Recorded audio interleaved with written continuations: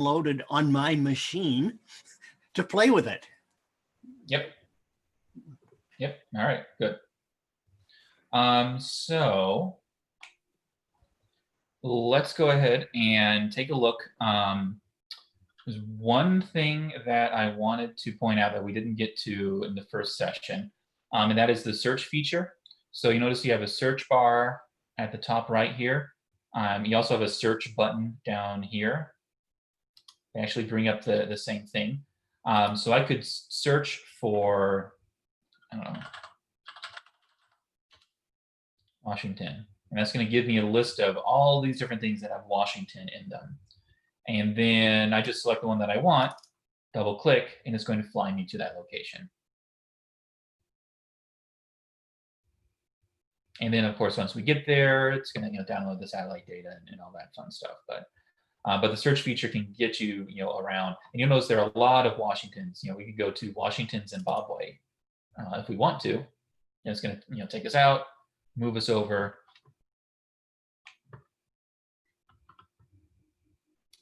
And take us to wherever Washington, Zimbabwe happens to be. And then once we're there, I can switch back over to layers and manipulate the layers, get it whatever I want to display on the top of there. So, and again, I will just reset, spacebar, and I'm back home. All right. So that's the search feature, and I could literally just type right up in here, and it will do the same thing. So it kind of saves me a step if I'm playing around with layers, and I don't want to click here and then click here and type. You can just do a search here, and it will automatically populate the results down here for you. All right. So there are two main topics I want to cover this session, and that is one is adding your own data, and the other one is to draw what we call measurement tools onto the layered Earth. So we're going to start with that one. And the measurement tools allow you to draw lines or circles or any kind of polygon if you want around features or on features of the Earth.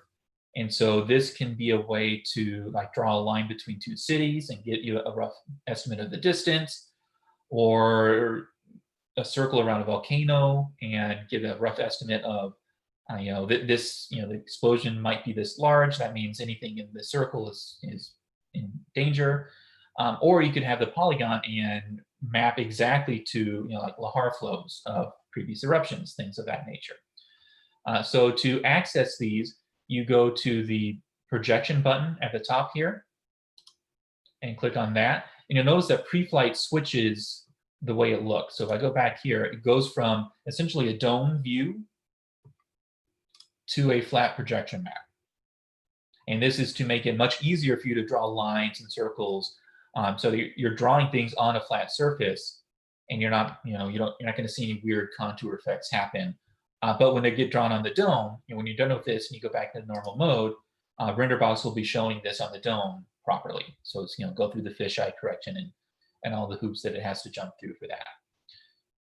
So we're going to go into the projection mode here, and I can manipulate the Earth the way that I want, but the tools come from this little button right up here. So if I hover over that, it actually says measurement tool. So if I click and hold on that, I have four options. I have line, square, circle, and polygon. I'm just going to stick with line for the moment.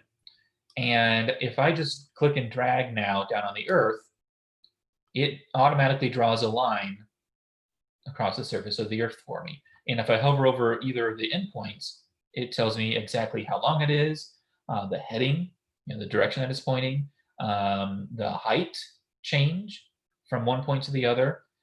And so if we actually zoom in here, I'm going to go out of,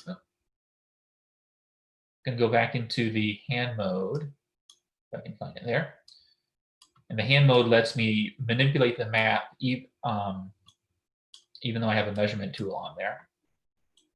And I can zoom in and kind of follow along the path if I wanted to. So from one end to the other. Let's say I'm not quite happy with that. I want to change the way that looks there. I'm going to come up and drag one of these points. Maybe I want to put that one over there, drag this one across the mountains there. And now I get a brand new length, and all that information is updated automatically. What it also does, if you have the altimetry data downloaded, is, and you kind of see it here, it actually conforms to the surface of the Earth.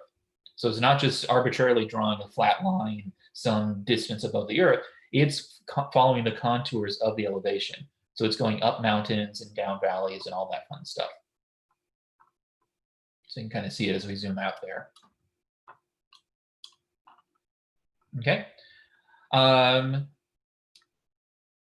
So it's doing this on pre-flight, but if I bring pre-flight down a little bit, you notice that it is also drawing it on RenderBox as well.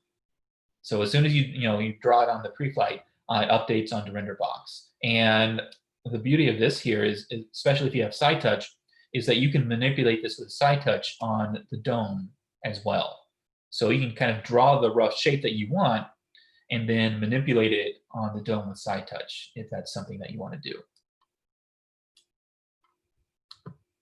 Okay, so I'm going to come back over and let's take a look. Instead of a line, let's say we want square and circle behave the same way. So I'm just going to do circle here. And I click and drag, and it's going to draw a circle however large I want it there. And so once I have the circle, I have the center point here that I can hover over, or any of these nodes, and they'll give me the area that it's covering, the perimeter around the edge, the radius, and the latitude, longitude of its center. What I can do here of the center point is actually move the circle wherever I want. So I can make it bigger and smaller if I want to by clicking on kind of the node markers on the edge. Or if I click on the center here, I can drag the circle and place it, wherever I want.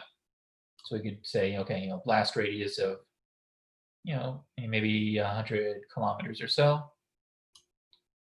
What would that look like placing it on, Chicago, or if we want to come over here. Oh. See, this is what happens when you don't switch back to the hand. You draw another circle. So you can move the circles anywhere that we want. They can overlap too, if you want. And if we want to change the properties of them, if I'm in the measurement tool mode, so again, I went up here, clicked on the measurement tool button. If I right click on it, it gives me a lot of different options.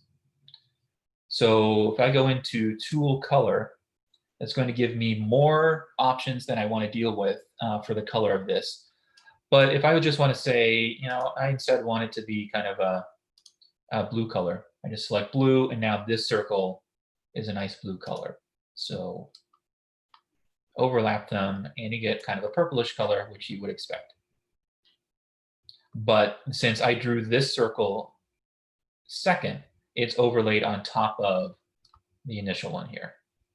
So this one would be underneath there. Make sense? We can also go in here. So switch back over to measurement tool. Right click.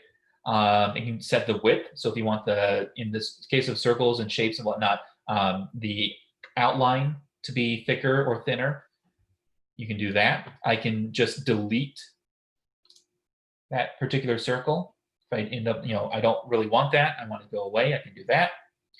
I can also right click, and one is delete all shapes, and that will clear any shape that I put there, not just circles, but anything that I've drawn. They all disappear, and I have to start from scratch. All right, so that's line and circle. Polygon behaves similarly, but you have a little bit extra to play around with. So Brad, can I jump in with a question? Sure, please. I'm really stuck and I can't follow what you're doing till I fix this. Somehow I can't get my regular hand back. I was adjusting a line, trying to delete it. And in the process now, I have a finger that only will change the length of my line. I'm attached. I can't. Try going out of projection mode, Okay, didn't try that. and that should get you your normal cursor hand back. Looks like it did. Okay, And now I go can do back things. in Can I get rid of this line somehow? the line that you drew. Yes. Yeah, just go back into projection mode Right. and switch to the measurement tool button, Right. and then just right click and delete it. Oh, I've been right clicking that thing. Yeah, you have to right click I on. have to be in the one of the tool nodes. to do. Okay, I missed that part. Thank you so much. Uh-huh. Sorry to interrupt. Happy to help. And just so people are aware, Nate is in his Sidome working on this. He doesn't have a secret version of TLE Preview Suite, so before anyone starts asking. All right, so the polygon tool here. By default, it puts a triangle there. I just clicked and a triangle was created. And I can, make the triangle whatever shape I want, which is great. But if I want to add additional segments, I just hover over one of the nodes here, and I just type A on the keyboard, and it adds another node marker halfway between the one I'm at and the next node, going clockwise there. So I've now added another data point, another node marker, and I can add another one and add another one. And so I could do something like, say, hover over Lake Michigan here and start creating a very rough outline of the lake. So there. All right. And the better I wanted to match, I would just add more node markers. If I wanted to be very precise, I could zoom. Where's the hand? There we go. That graphics bug is annoying, and it's a big reason why you don't have this right now. I could just add additional points and match the coastline better and better. So the polygon tool here can be very, very powerful. Like I mentioned before, you'd use this if you wanted to, for example, map out a lake. You can map out old ancient lahar flow patterns.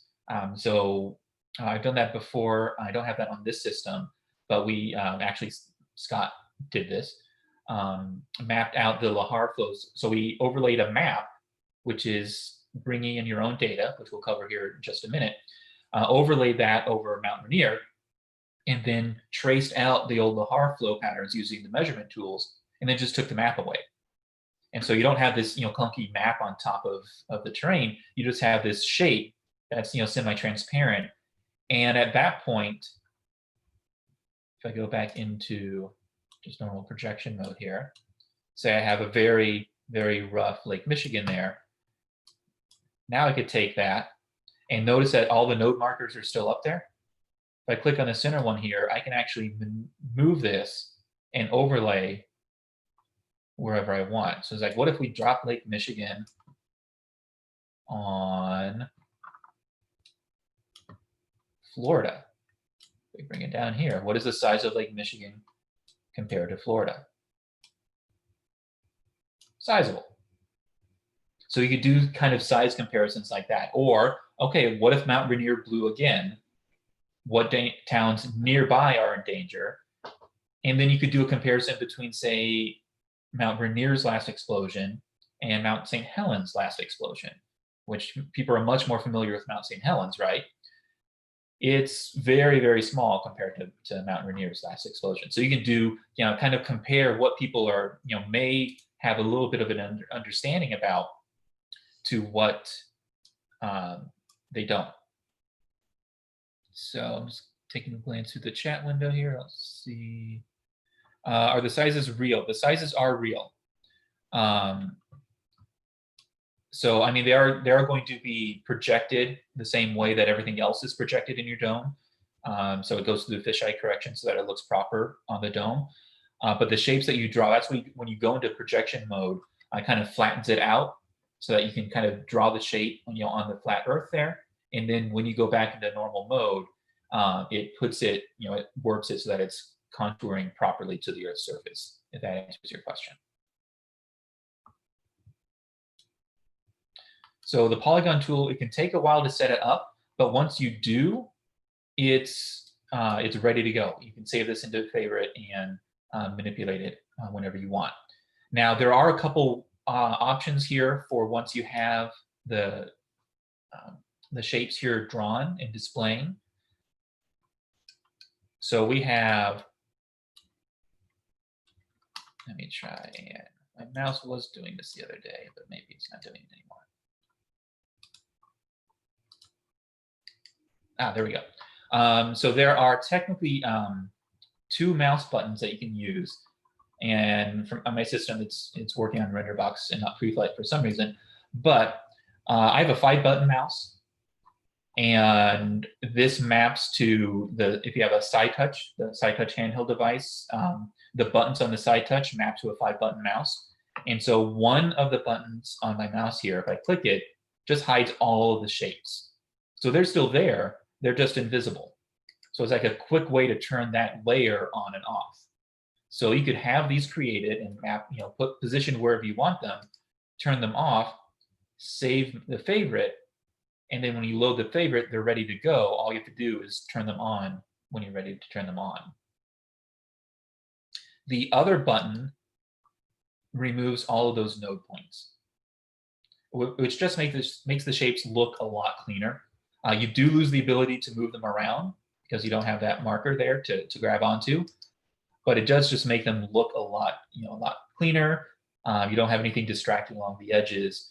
And so typically, once I've created them, this is the way I display them, unless I know I'm going to be moving them around. Then I might bring the node points back up, move the shape, and then turn it back down. It looks nicer, especially up on the dome, if you don't have all those points around the edges. So questions on the measurement tools here?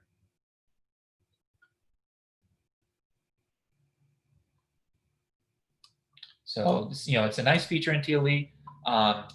Might use it a lot. Some people might never use it, but it is something there that can kind of enhance and give you a little bit of, ways to highlight certain areas on the Earth if you want to. Can you change the units that are measured? Not at the moment. I mean, it defaults to kilometers because you're not going to be drawing anything in meters. That's way too small. So you're talking about like you want miles instead of kilometers, probably something like that.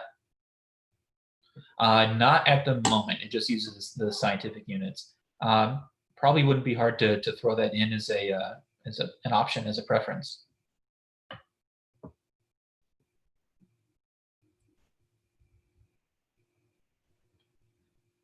Hey, Brad, if you Yeah. wanted to if you wanted to hide all of the like polygons and then have them come up one at a time, can you do that? Or do you have to like save them individually as favorites? I would build a series of favorites for Okay, that. that's Yeah. what I thought. Yeah, it's turning, because they're all drawn on essentially the same layer. Mhm. And so it's, that layer is either on or off. Okay. But yeah, Thank you you. make one, save a favorite, the second one, save a favorite, just like that. Okay, thank you. I am going to point out, because I think I forgot last session, and I mentioned it a little bit before, preferences. There aren't a lot of preferences in Layered Earth that you might want to play around with, but just so you're aware of their existence, it's again under File, and now you have either preferences or server preferences. Server is RenderBox. So if I just bring up, doesn't really matter, server preferences in this case, the only thing that you'll probably play with, a couple of things, are the scales and legends, how they appear. So if I bring up, say, temperature, that's a good one to show. I have the scale on the side there. I can mirror it. And this is going to, of course, I picked the RenderBox one. So let's get RenderBox up here. So I can mirror it so the legend goes on both sides, right? I can also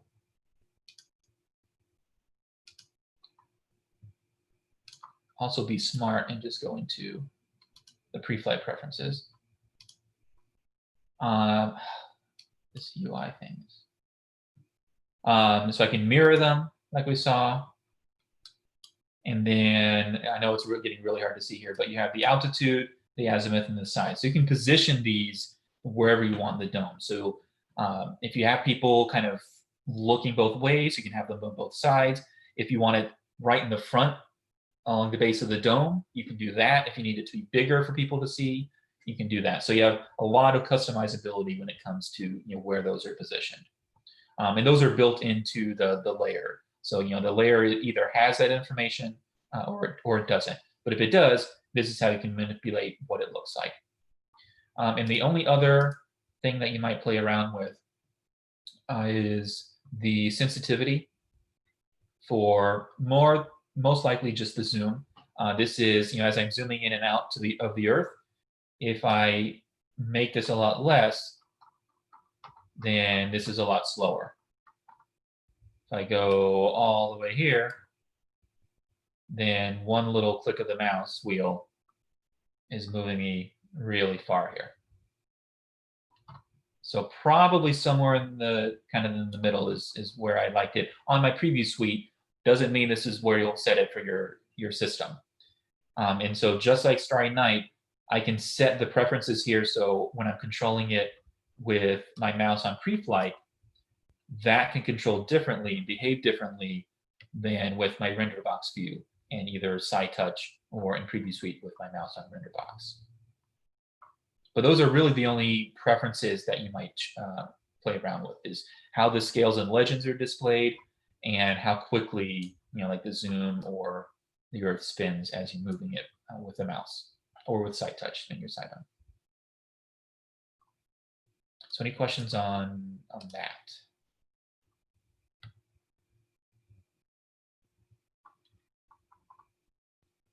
Okay. If not, we're going to take a look at adding your own data to the layered Earth. So we provide a lot of data layers. Some of them are great.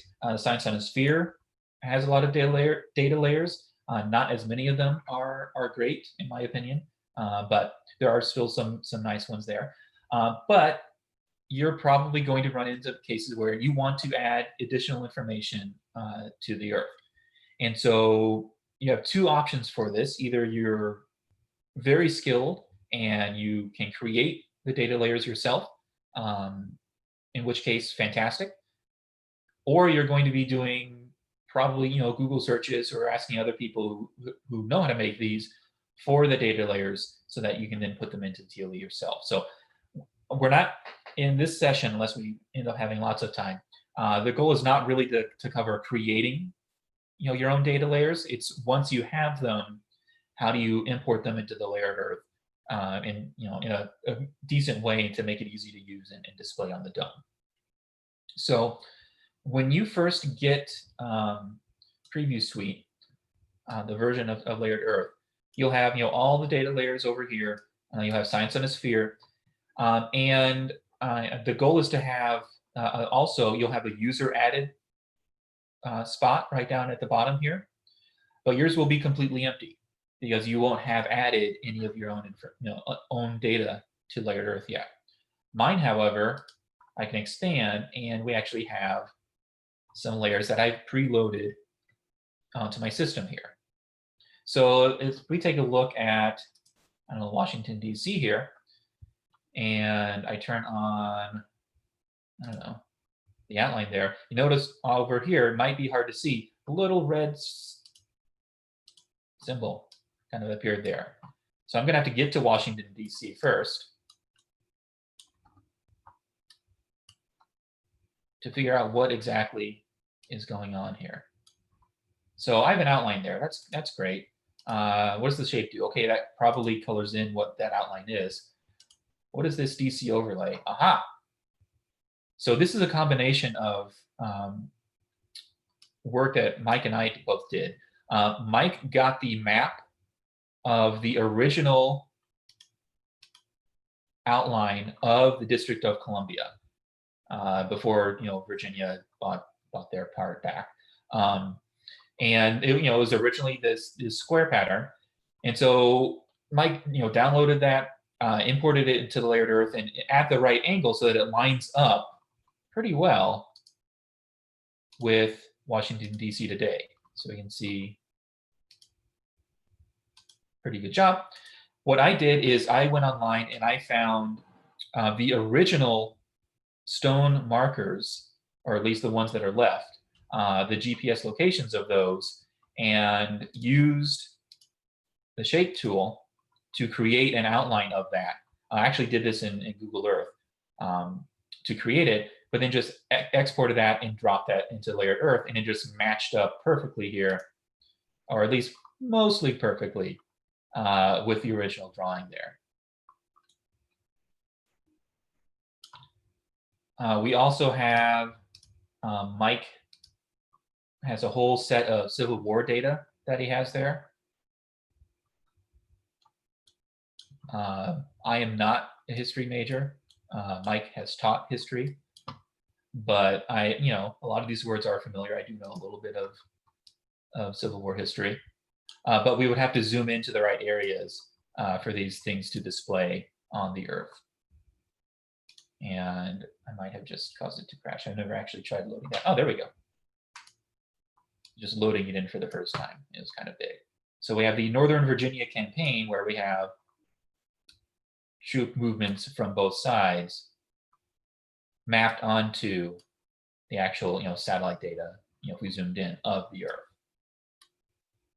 So very, very helpful if you want to kind of overlay why battles happened the way they did. Why did the troops go this way instead of that way? Oh, there was a large valley, they couldn't get down there, or kind of map the progress as they went along. So really nice job that Mike did there. And then I just co-opted it and put it on my system. So that's great. So I already have a few that I put in there.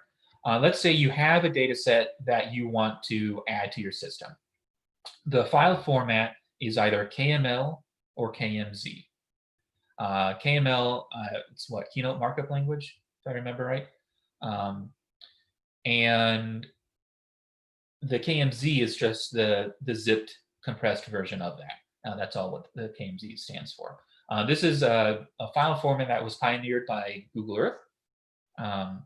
And it gives you the ability to do a lot of the things that you saw there. You can have shapes overlaid, you can have images embedded in part of that. Models, you have a 3D, what was it, Eiffel Tower, or no, Sistine Chapel, that had the coordinates displayed properly. And so if you zoomed in, you actually saw the Sistine Chapel in 3D appear, which is very cool. So it gives you a lot of tools to create data, or display data on the earth. And so I have, I'm going to minimize this for a second. You have all this, sorry about this, when I resized things, I lost what I wanted there. So ignore all this random stuff, except for the election results. The election results is what we really want. I'm just going to shift all this over here so it's not super distracting. So in the election results, this is, we have a KML and a KMZ file here. Again, this was a joint effort by Mike and myself. I found the 2016 presidential county by county election results for the entire United States. Mike found Pennsylvania's and created a 3D map, again, county by county, on how they voted Republican or Democrat and by what amount. And so that's going to affect how tall the 3D shape is there. And so we just have these two in a folder that's just called election results. So this is the data that I want to import. I have, let me find, all right, where did that go? Sorry, Windows messed things up. So this is in the notes. The path to where you actually add your own data is in the notes. It's a little bit different on Preview Suite than it is on your Cytome system.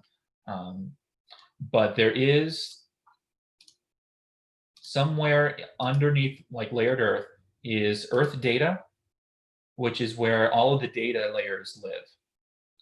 And underneath layers here, typically by default, you have add-ons and earth. And that's where, we're not going to get into that, but that's where the default layers for layered earth live. Dynamic is where everything that you add goes. Okay. Now your Cytome system might not have the dynamic folder there, so you may have to add this. If you want to start using your Cytome and adding your own data, you might have to add the dynamic folder. Now the dynamic folder, you'll notice that underneath it, all it says is user added. I typically put this in because when we take a look at Preflight here, user added shows up right underneath volcanoes. So whatever I put into dynamic is going to just populate in my layer list here. So if I just started throwing layers upon layers in there, they wouldn't all be in one folder. I would just have a whole list at the bottom here of just individual layers, which I just aesthetically I don't like. I like kind of keeping the layer tree format that we already have going here. So underneath dynamic, I just created a folder called user added. And then underneath that, I can add whatever I want. I can have even more subfolders, or I can just dump things in there. So whatever folder structure you want to create, it's just it can be nicer not to have all of these just randomly floating around there with all the main layer groups, if that makes sense. But all I want to do here, I'm going to actually close layered earth because there we go, because it only adds it when it starts. It looks for the new layers when it starts. So I'm going to go into user added. I'm going to take the election results and just drop them right into user added. So it's going to do that. And now I have layered earth. So I'm going to start it up for Preflight and Renderbox. And once these load, what we should see on Preflight is under user added, another folder with the election results. So that's all you have to do to add the data to the system is find that folder and drop it in.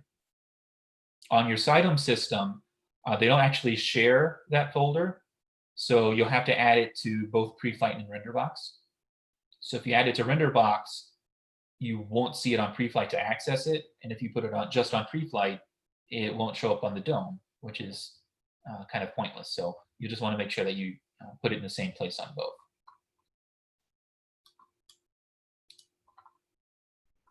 So Preflight's going to start up here in just a minute. It's loading all the data there.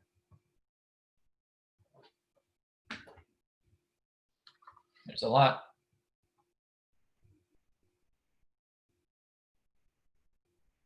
And there's all the user added stuff that we saw there.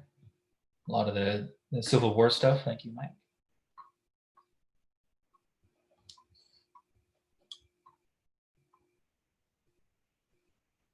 And let's just go, oh, that is not the button that I wanted. This full screen. And now under user added down here, we should see, hey, look, election results. So if I turn that on, get us over, I'll show Mike's because Mike's is prettier. Plus it's not nearly as big as mine. Overlay Pennsylvania. Now we have this new data that is county by county, three-dimensionally drawn, how they voted in the 2016 presidential election. So, the color obviously is Republican, Democrat, but then the height of it is how far they swung in that particular direction. So now using this, you can say, okay, well, obviously Philadelphia and suburbs, Pittsburgh, Harrisburg, State College, Penn State, and then a bunch of red everywhere else. So again, we're not going into how to create these. If you have questions on creating the data, ask Mike, ask myself. But once you have it, as long as it's in that KML or KMZ format, just drop it into that dynamic folder. Try to have some kind of decent file structure going on there. Relaunch Layered Earth, and you have it showing there. So if I go into live mode, and go back over to RenderBox here, no, it's also displaying on RenderBox. Now, just a side note here that you may find some features that KML in general supports that Layered Earth doesn't necessarily display properly or at all. They're constantly updating KML with new features and whatnot, and Layered Earth isn't always fully up to date with all those new features.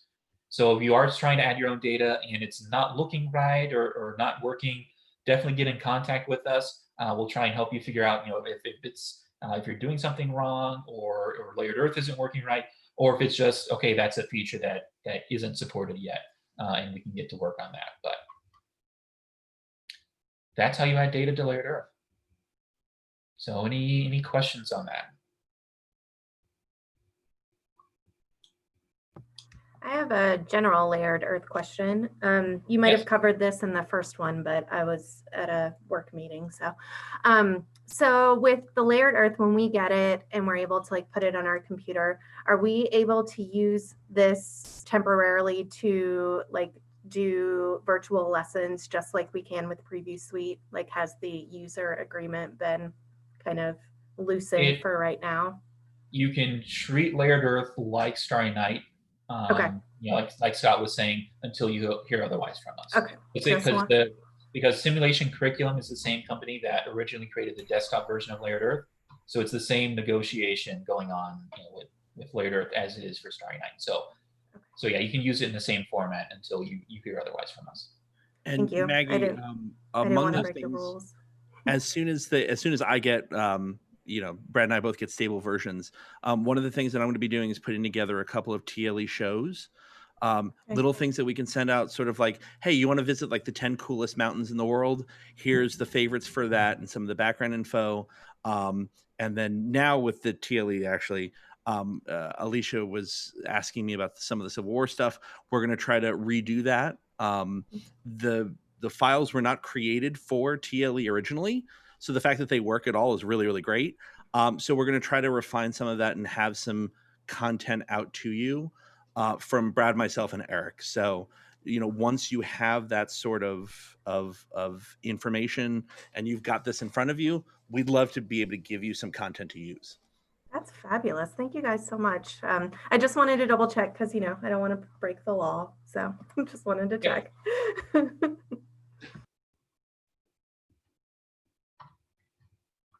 Anyone else? Scott? Yeah. Up until we left in late February, early March, I was not able to get the high resolution pictures of whatever I was trying to go to. I was told because NASA hadn't released the data, it hadn't updated, blah, I don't know all the information. Do we know?